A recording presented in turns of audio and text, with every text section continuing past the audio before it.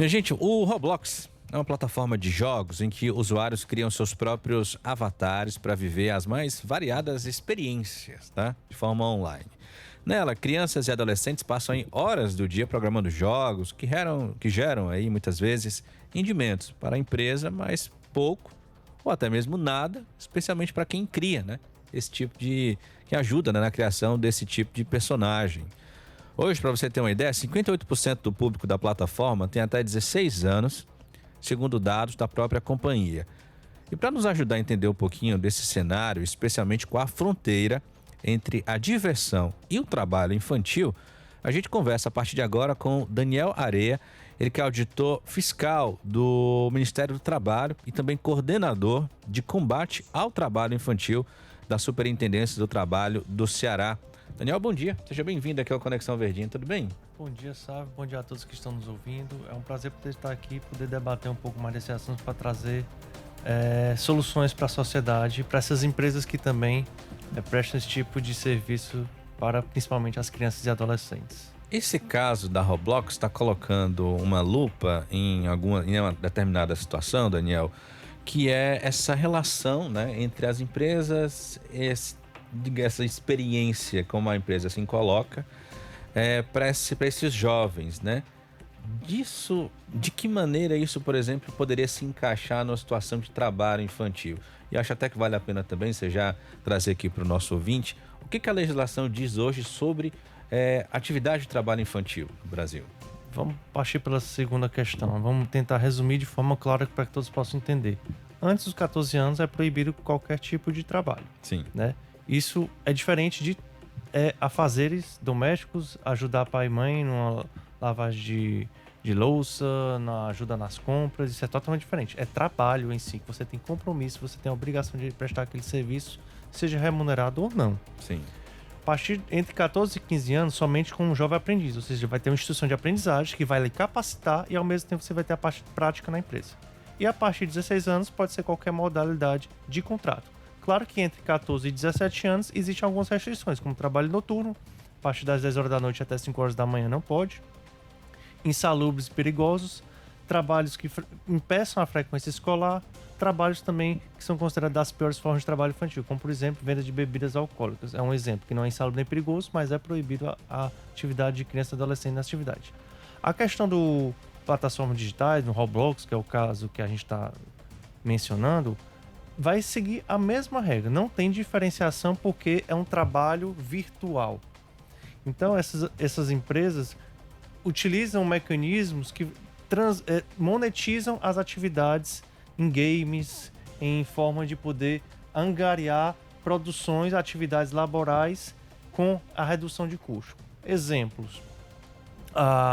Ele fornece, né, como foi verificado no inquérito civil do Ministério Público do Trabalho, situações em que aquela produção daquele trabalho que gera conteúdo, gera mais games para criança e adolescente, lhe fornece um dinheiro virtual que ele pode trocar por equipamentos nesses jogos, né? Ou seja, ele está monetizando o trabalho dele para lhe dar um produto dentro do próprio game. Ainda que não seja um dinheiro real, mas é um dinheiro que é aproveitado dentro da própria plataforma de jogo, é isso?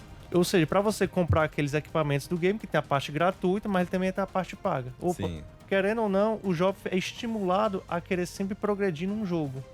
E como muitos desses equipamentos têm que ser pagos ou com dinheiro, que ele vai transportar para a plataforma, quem vai pagar é o pai ou a mãe, ou então através desses serviços que eles vão prestar na construção desse game. Então eles trocam a prestação desse serviço por o dinheiro virtual para que ele possa progredir no jogo. Ou seja, diferentemente ali de uma atividade onde você tá ali jogando e aí à medida que você vai conquistando, avançando dentro do jogo, você vai desbloqueando algumas ferramentas, né, dentro do jogo, você de alguma maneira produz ali alguma coisa pro jogo e aquilo volta como um dinheiro que você vai utilizar de novo naquele jogo, né? São as metodologias que hoje estão inseridas no mercado de trabalho, né? Que eles chamam de gamificação. Você né? transforma em metas, em conquistas, em prazos, para que você possa ter uma lucratividade, possa ter uma remuneração extra, que já acontece em várias áreas trabalhistas. Isso aqui, a questão virtual é só um outro exemplo. Então isso vai trazendo esses jovens vão entrando no mercado de trabalho mais cedo, de forma que eles não estão com totalmente desenvolvimento, estão mais presos ao virtual e vão impedindo a sua socialização. É importante que nós, seres humanos, inclusive crianças e adolescentes que estão em desenvolvimento, nós podemos nos socializar, para que nós podemos entender como o mundo funciona e a gente possa ter um crescimento emocional, psicológico e físico também, do que ficar somente preso atrás de uma tela. Então, por isso que a legislação protege criança e adolescente prioritariamente. É para que elas tenham um desenvolvimento físico, psicológico e mental, para que eles não tenham adoecimentos, acidentes quando estiverem na fase adulta. Nada que impeça que um adulto não tenha, mas numa fase que nós estamos em crescimento, é importante essa proteção. Até porque, né, Daniel, os jovens não têm a consciência que um adulto tem em relação à questão do trabalho, os direitos, os deveres. Eles só estão lá e as empresas, inclusive, podem estar se aproveitando de alguma maneira dessa possibilidade de experiência, né, para esses jovens, para atraí-los para aquele mercado e, de alguma maneira, em vez de estar só proporcionando uma experiência de jogo, tá ali, de alguma maneira, aproveitando a mão de obra daqueles jovens, né? É uma mão de obra que a empresa vai lucrar bastante, além de que esses jovens utilizam isso como forma de lazer, né? Sim. Então, eles tentam criar um véu de que aquilo não é um trabalho, mas um lazer, uma diversão. Mas justamente, se você tirar esse véu, vai ter todas as formalidades de trabalho que você está explorando essas crianças e adolescentes para que você angarie lucros de forma indevida para aquela atividade.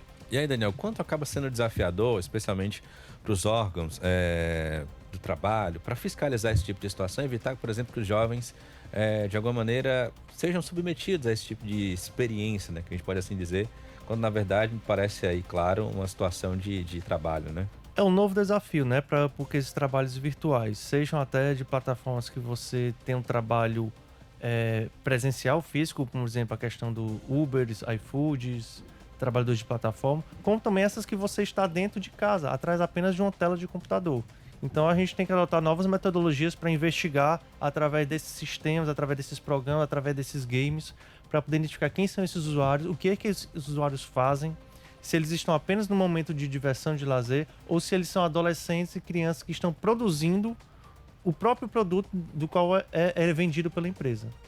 Só para a gente também fechar, deixar aqui um recado importante sobre como é que o Ministério do Trabalho, os auditores fiscais costumam estar verificando essas situações de trabalho infantil, seja aqui no estado do Ceará, seja no país todo. Bem, tem diversas formas, né? Desde a questão através de formas de planejamento, que a gente tem já um know-how sobre as atividades que são mais inerentes a gente encontrar situações de exploração de trabalho infantil. Também temos nossos canais de denúncia, né, que facilitam muito. Eu vou dar aqui, o fornecer tem tanto o site do Ministério do Trabalho, que é iptrabalhoinfantil.trabalho.gov.br, repetindo, iptrabalhoinfantil.trabalho.gov.br, e também tem o Disque 100, que é o mais conhecido de todos. E através disso a gente vai fazendo investigação, inclusive através das redes sociais, que fornecem muita informação. Você vai verificar uma demanda de uma determinada empresa, uma determinada região.